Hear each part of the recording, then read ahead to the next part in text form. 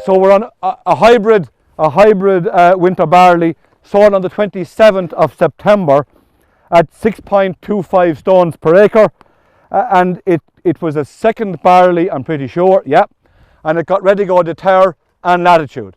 The deter, ready go deter has become very common in a lot of farms just to try and hold this early season barley yellow dwarf virus attack.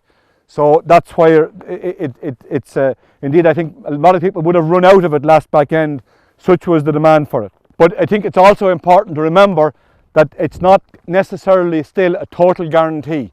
Not that it doesn't work, but when the pressure gets very high, the pressure gets very high. And just you must always be conscious of where you are and what you will have to do to prevent barley yellow dwarf virus. Okay, so just very quickly through the details. On the 22nd of October, we had again Arlon, DFF and aphicide, and a second aphicide went on the 25th of November. Then on the 22nd of March, we had chlorothalonil, bitaproline and growth regulator, freeze and CCC, which would be common. And the reason that I'm standing where I'm standing and that we're stopped where we're stopped is for those of you that can barely look behind me, look where I'm standing, or look behind where Dominic is, just there's about a metre here that's a good deal higher than the crop in general. And that's because the booms they went off sideways on the sprayer for the application and just missed that early growth regulator. You know, it's the kind of thing that I'd be talking about over the last number of weeks, because crops were held for so long and they weren't able to grow because there wasn't growth in the weather, so to speak. Once they got a chance to grow in May, they were always going to go like rockets. And you know, I'm not saying that won't grow this tall yet, but if it grows this tall, it'll grow on the back of a stronger stem base. That's the challenge all the time. If you let your crops, whatever they are, be it spring barley, winter wheat, oats, it doesn't matter. If you let them grow very tall, very fast, not held by growth regulators, you're automatically going to get longer and weaker stems. And doing something after that, shortening them on top of a weak stem, won't necessarily stop you from lodging. That's the point that I think I'm trying to make.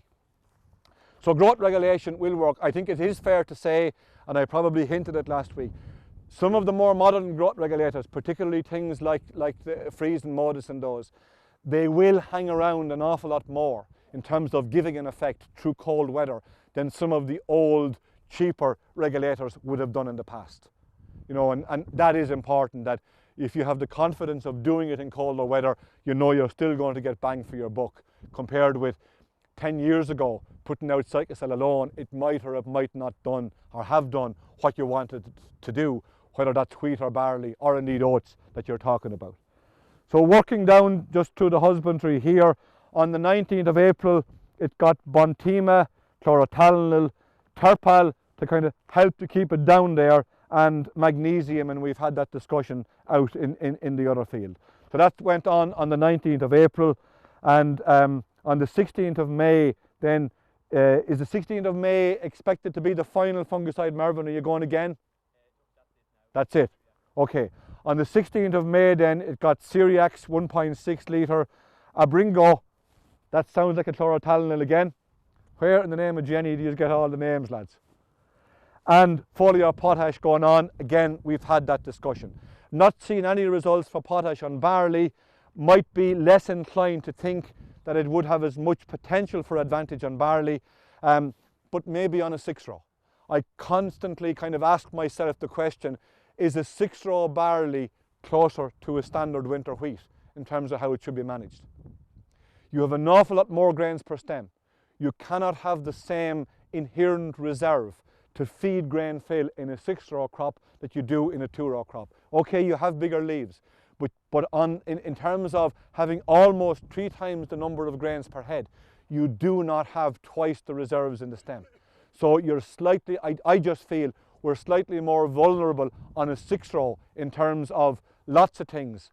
And I'm kind of even tempted to say, with 6 rows, I'm tempted to say I'd go with later nitrogen than the normal nitrogens to make sure that I could keep photosynthesis ticking over right till the end.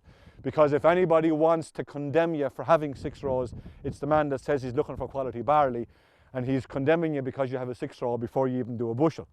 But he's only looking for a reason to do you when you deliver it. Some of them could be here tonight, I don't know.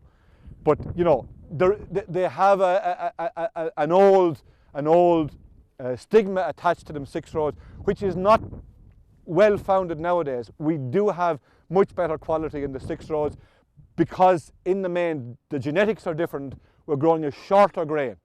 So once the grain is shorter, you have a better chance of making it look full and good. And you know, I'm not hearing anybody saying that they're getting any differences in feeding value from 6 rows, but I am hearing people saying that they won't buy them, which is a slightly different and contradictory comment. But anyway, that's a different comment. So I'm just not sure about the potash on barley, but we'll never know unless we begin to try it.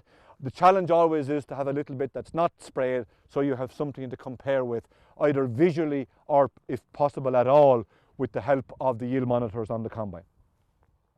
Again, the compound fertilizer here was the same as the field next door, 1.7 bags of 0730 in the autumn, plus what looks like the very same dressing in the springtime.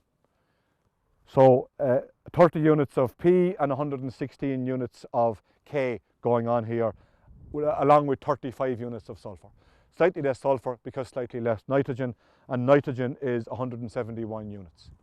Not an uncommon dressing for winter barley nowadays, but if you're going on with that much, just make sure you have a yield that justifies it, because somebody someday can come looking and ask you for your nitrates plan, and you've got to be able to dot the I's and cross the T's, because what they'll take away from you could be worth more than the 5 units of nitrogen, unless you're fairly sure it's working for you, and unless you have yield to prove it. Okay, any comments or questions? One comment that probably a question that I'm getting more so than a comment, is with regard to the density of winter barley. Probably something that comes in more from the guys on 2 rows than 6 rows. And some of the winter barley that I've been in recent weeks, it's relatively easy to walk through it, I think is probably the comment. And that's a comment that a lot of people are giving. Now, I haven't been in every field in the country, needless to say, and obviously some of them will be better than others. But we did take time, and a lot of us do take time as you're walking through. It's a 4.5 inch row. Okay, many heads are in the meter. And get a head count out that way real quick. Head counts, there's nothing wrong with them. Some of the crops that I mean, and I'm saying they're thin as I'm walking through them, but a lot of crops have lost a lot of lower leaf. Not necessarily because of disease, but they've lost lower leaf. And it's taken the appearance of density and canopy away from them. So maybe there's still a lot of them okay. You know, if you're up there on the makings of 1,000 ears. The second part of the conversation was, the comment was being made, well, you know, I have 2 varieties, 2 rows, happy enough with one of them, but the tower looks SHT. And I said, well, but hang on a second, you've just said tower. But your tower must look that way, because that's just the way it is. It was the very same this time last year. The nature of the variety, it grows 2 layers of heads. When you walk in early, at early heading, or even early awning, you're so few of them there, you said, Jenny, this is going to be hopeless. And you come back a month later, you said, this is after transforming. When the second layer comes to it, it's nothing that you've done, it's just, that's the nature of the variety. Plant 2 of them side by side, one looks that way, the other looks the other way, and treat them exactly the same. So just to be conscious of that if it is tower you're talking about, there will be a change in how it looks 3 weeks later after the start of heading out. It'll look an awful lot better and an awful lot thicker. And it's not necessarily carrying small, miserable heads in that second layer. They're damn good heads. They're not as big, but they're generally good heads that fill equally well.